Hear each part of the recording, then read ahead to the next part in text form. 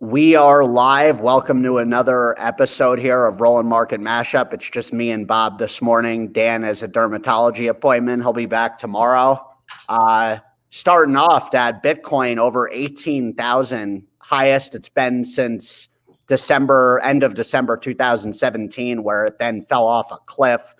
As you know, I've been a big Bitcoin and crypto guy for years, and I think this is just the beginning. It seems like this is not FOMO and more, mainstream PayPal's allowing people to buy it. Like when we think of Bitcoin, even a few years ago, it was so hard to even get before even Coinbase came around. Like you'd be hard pressed unless you knew how to mine Bitcoin and were in that universe to even get it.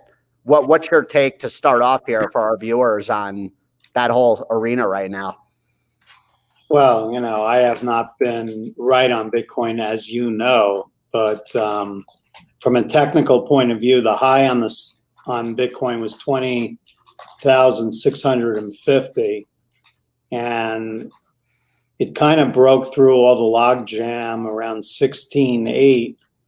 So it's possible it gets back and tests that high on a technical basis, but I think it's pretty stretched now, and it wouldn't be surprising to see this on a technical basis come back to the 14 to 15,000 area. But what do you think in terms of the timeline compared to a few years ago? Do you see any difference? Well, there's obviously more and more banks are recognizing it and doing things with it. You're coming to the end of when they're going to be able to mine it, or the cost of mining is so expensive that there's less of it going on. So it's a finite supply. Well, yeah, I think 21 million coins. Yeah, I don't know how that all works, but I'm sure that's part of the reason it's moving higher. So, Dad, someone like yourself who has decades of experience in the market, what would make someone such as you, because once you're behind Bitcoin, I feel like this thing is next level parabolic. Like what would make you have conviction to even get any? Well, I don't know if it's conviction, other than there's a lot of smart investors who have put up to 1% of their money into it as a hedge. So that would be the max I would ever do, and I think that's a lot. So basically, no matter what, it has to be looked at already in some way as a safe haven, when a few years ago it was a fad. Well, not a safe haven, but a place. It kind of goes in the same category as gold to protect your overall assets. Mm-hmm. And that's how I think most investors are looking at it. Gotcha. Yeah. And well, yeah, it'll be interesting to see there. Markets this morning, Dow futures are up about 120 points. I noticed, I don't know if this has anything to do with it, I saw a report from scientists and some sort of medical record this morning about how the virus, anyone that's had it, actually, it looks like can be immune for years. Where even people that had SARS, they're showing immunity to COVID.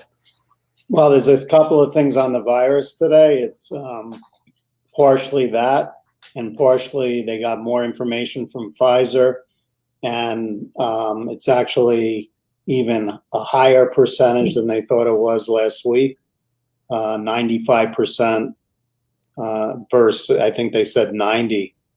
I'm just curious to know your thoughts on, we touched on it briefly yesterday, but this whole distribution of this virus with the coinciding with herd immunity. When I hear, everybody won't be able to get it, Fauci said even yesterday, maybe till the end of 2021. Mm-hmm. What exactly, I ask myself just mathematically, what's going to just stop herd immunity from catapulting that and it not even mattering? Well, I think herd immunity is going to absolutely help get us there faster. Do you even think, though, the vaccine, by the time everyone technically, quote unquote, could get it, it won't even be relevant? No, I think it's very relevant. And people have already started getting it. If you think about the trials, right? Yeah. So you have people that already have a very small amount, but starting in about 3 weeks, it's going to be, thousands and thousands of people getting it every day until there's either a herd immunity or you get everyone vaccinated or you've already had it. So I think by the end of the spring, there'll be enough people that have had it, plus people that have gotten the virus, that people will feel a lot more confident in doing things. Yeah, and that brings back, like we've talked about, getting into travel stocks, cruise stocks, things that. Yeah, and speaking of that group, Boeing got the okay today to put the 737 MAX back in the skies. Great call on that. The reason the Dow is up so much today, because Boeing is up $13 from yesterday. It's wild how Boeing is one of those staples that can just move markets at that level. Can you go over for our viewers like what's entailed when certain stocks have that kind of oomph? Well, when you're looking at the Dow, there's only 30 stocks in it, and Boeing is one of them. And how does the Dow determine which 30 stocks are in it? I don't know what the exact criteria is, but like the S&P just included Tesla because of how big of a company they are. Is there a stature with that, or is there any politics behind it? Well, there's a little bit of everything behind it, but they're trying to get 30 stocks to represent the U.S. economy. And, from time to time, they took stocks out for various reasons. There used to be a Canadian stock in there, and it never really performed well. It was called Inco. It was a nickel company, symbol N. And they took it out because it wasn't performing well, and the argument was that it wasn't a U.S. stock. But we had a viewer just highlight that they didn't want Tesla in the S&P a couple months ago. Now it's in there. Like, what's the difference? It's not like the company's changed. Well, I think part of the reason they didn't put Tesla in was they weren't sure about earnings going forward, and then they showed good earnings or earnings power. And there's probably a lot of, I don't know how the exact policy works. I thought it was a formula to get in. And I'm sure that Tesla, met all the criteria to get in finally. And let's see what else is going on today. The report just came out. U.S. housing starts total 1.53 mil versus 1.46 mil expected. I always see these things and it's rare it even does anything. Like what does that actually mean in layman's terms? Well, what that means is the economy is a lot better than people think, at least in housing. And I think everyone can see that around them from the activity in new housing and, a frenzy to refinance. And that also means that, when they're trying to talk about a stimulus bill, that gives you an argument to not do it or to make it less. McConnell was highlighting yesterday about $500 billion package there he's open to. So I don't know, the timeline on that, but clearly that must impact that. Yeah, but $500 billion is so much smaller than what the Democrats want. Well, of course. So that'll be interesting to see. What else do we have brewing today here? Well, there's also Norwegian Cruise Line. You were talking about the cruises raised $830 million. Yep. Through a stock offering at $20.80. So it's kind of becoming a landmine for these cruise stocks. You got to be careful that if you're long these things, you don't get hit with one of these giant offerings. So what would you do if you don't currently own a cruise stock, which I don't? How would you go about a swing trade or an entry point? What kind of news would you need to see? Right now, I think you got to play the ones that have had the, the stock offerings. Mm-hmm. So CL or this one are the ones to keep an eye on. So when you hear about these offerings, do you look at that as a good momentum? It's almost like, getting up on water skis where you're just kind of going in the wake. Like what's going on with that in terms of being able to gain? You know that you get a pricing based on supply and demand. So for example, Plug Power had an offering at 22 and a quarter. and a quarter, and the stock traded, 50, 60 million shares yesterday, more, Yeah. and completely absorbed it. And you could see it in the action today. The stock's up.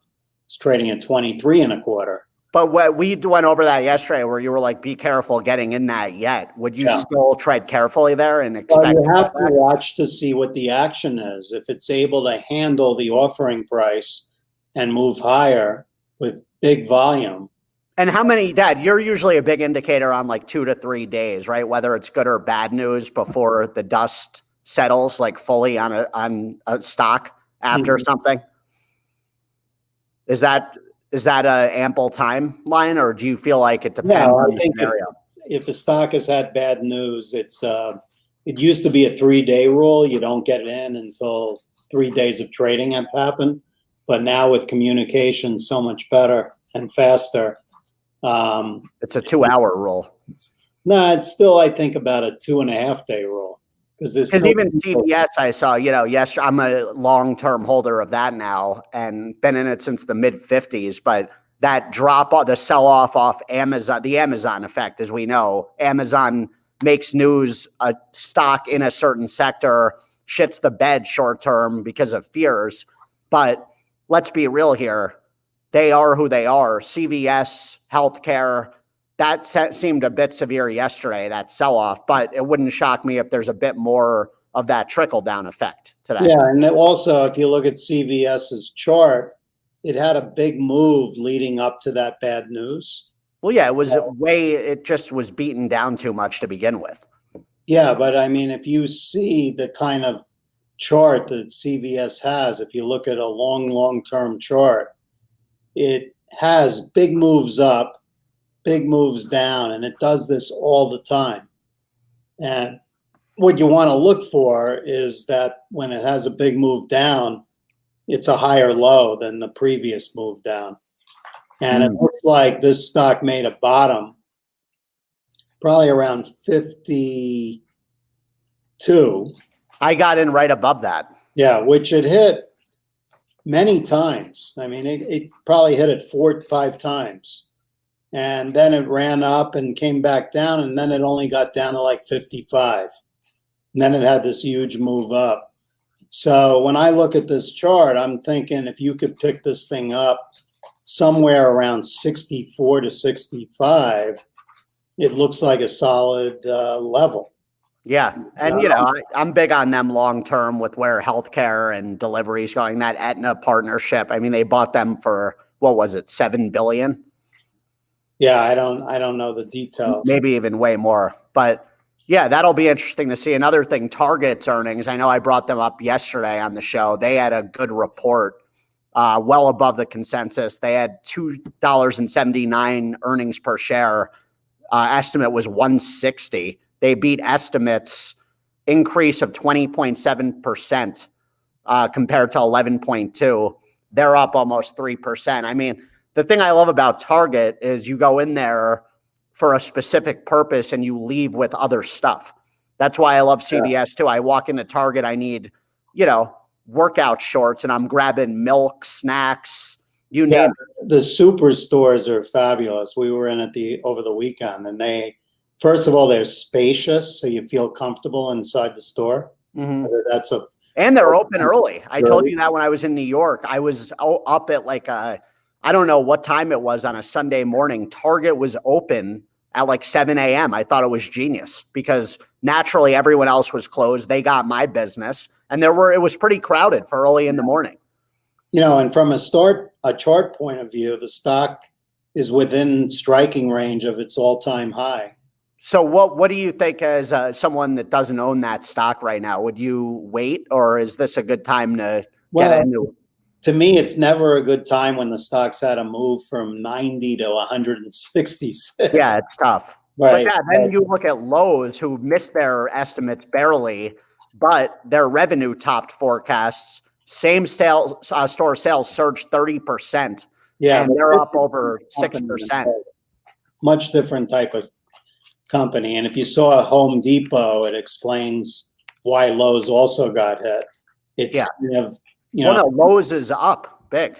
Well, Lowe's is up maybe because of what happened to Home Depot yesterday, and people were already anticipating it.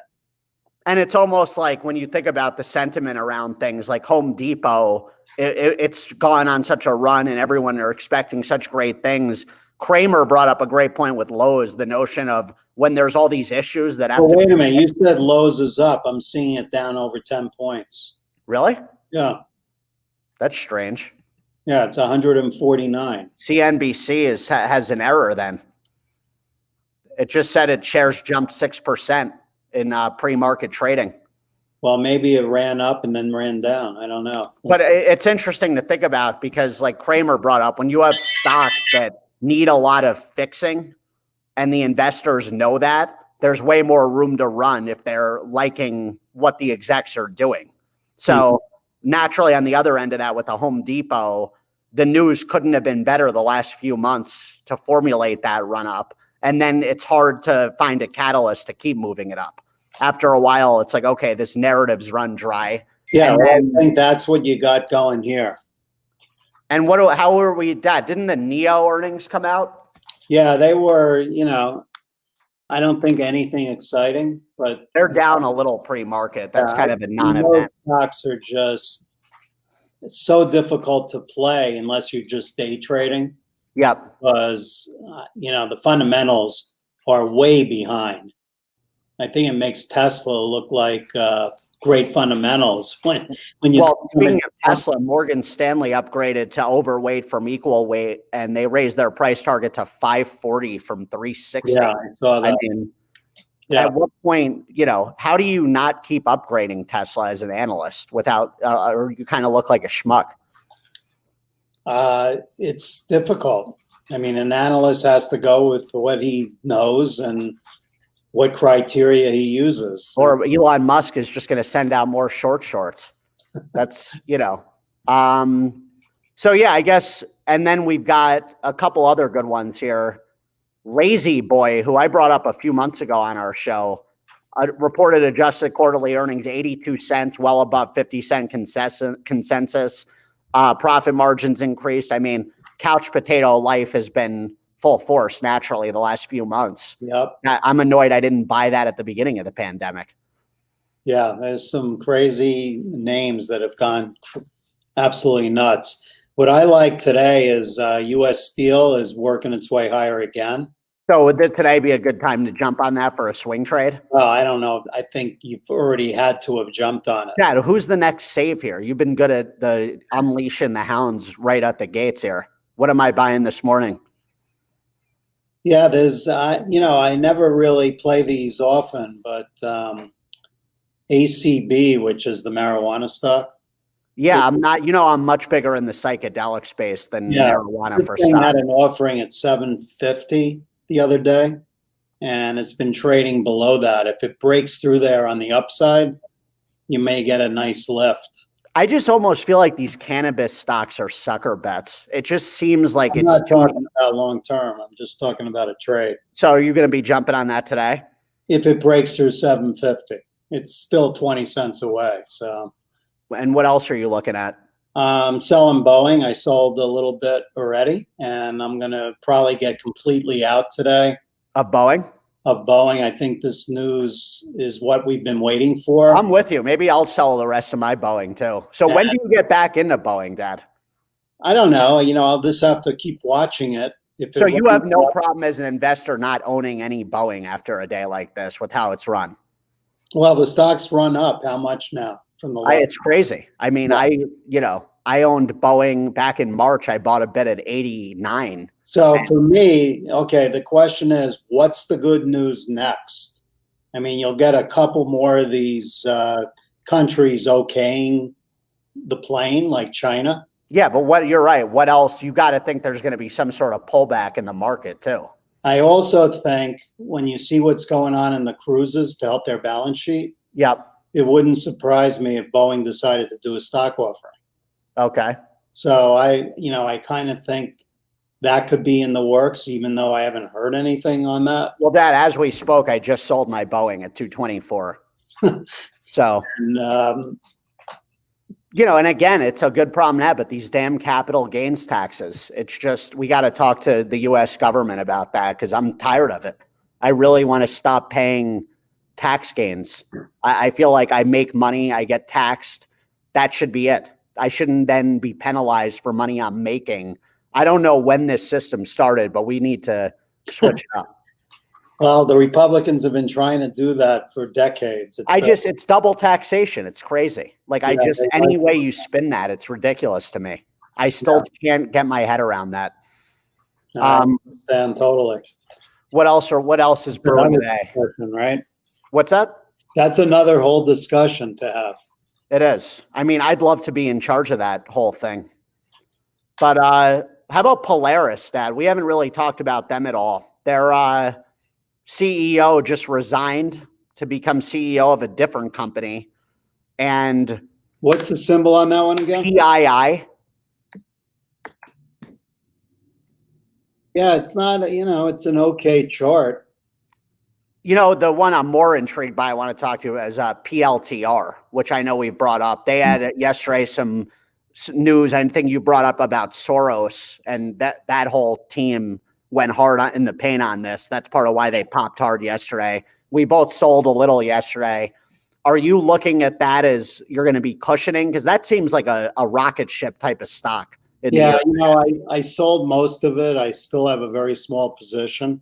I only have 500 shares left myself. Yeah, and I'm thinking maybe it pushes itself up to $20, but it's so far ahead of itself, like so many stocks, that I think in any kind of market sell-off, maybe this thing comes back to reality. It's like yeah, and keep in mind, right after earnings, at some point it dipped to like 13 and change. So an IPO at $10. I know. Part of me has thought about just dishing the rest of it today and waiting because you're right. Any pullback in the market, a stock that just IPO'd that, their earnings were fine for their first go around, but we know the deal. It's a reputation game.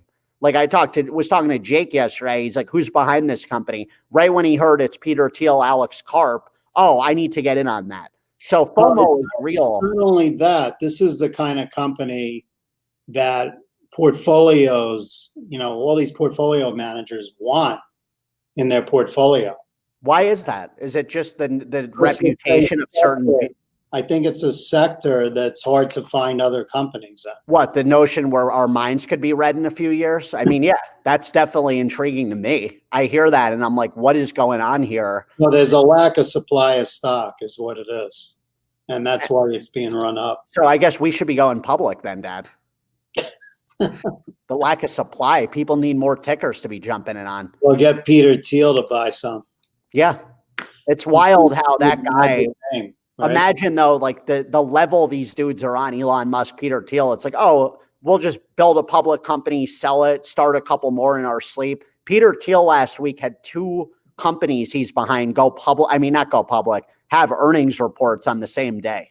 Like, what is that like the night before? Yeah, but you know what else is going on here is everyone knows you get Peter Thiel's name behind something. And it's great. It's marketing, like you said, it's wonderful. The problem is the more names he goes in, the less his name means. So he's got I don't know about that, though. I think it depends how much skin he has. Justin wants to know, Dad, good time to get in Vuzi. I've been thinking about dishing that just for a tax loss to get back in the new year. Yeah, Vuzi has not acted well since the earnings. But aren't they due for some sort of headline pop? It seems like a company that we could wake up, it's up 30% off of a Verizon deal or something. Yeah, you know what Vuzi does is they're very promotional and they seem to come out with announcements periodically. I'm just I know what's going to happen. I'm going to dish that stock and I'm going to wake up in a week and see it's up like 31% and I'm going to hit you up outraged. I already see it. Like that's why I've been I want to be in that harder, but I'm down a couple grand. I'm thinking about just getting rid of the rest of it. I don't even own that much. Yeah, well, when you look at the chart on Vuzi, let's take a look here. I think it's trying to create some type of bottom in here. Yeah. 350, 375, somewhere in there. So would you maybe dish it that if you were me to just for the tax loss? I would wait. I mean, Yeah. there could be some selling in this for the end of the year, but the stock, don't forget, earlier in the year was 86 cents. Yeah, I know. It's wild. Yeah. So, I mean, it's had a huge move. It's got to digest all that. It was Uh-huh. like 531, so it's come off a lot. So Justin, look for it seems You like gotta look for an announcement when things are hot and get out in the mid fours. Interesting. You're in it. I wouldn't sell it down here just because. Unless it's for taxes. Yeah, well, that's a whole different thing. But this is it's an interesting story long term. Yeah. And who knows if it's going to take off and be a big, big winner. And Dad, what else are you looking at here? We're into just historically speaking, not like it always matters, but I know it's a weird year, but Thanksgiving's next week, Black Friday time, we have holiday season.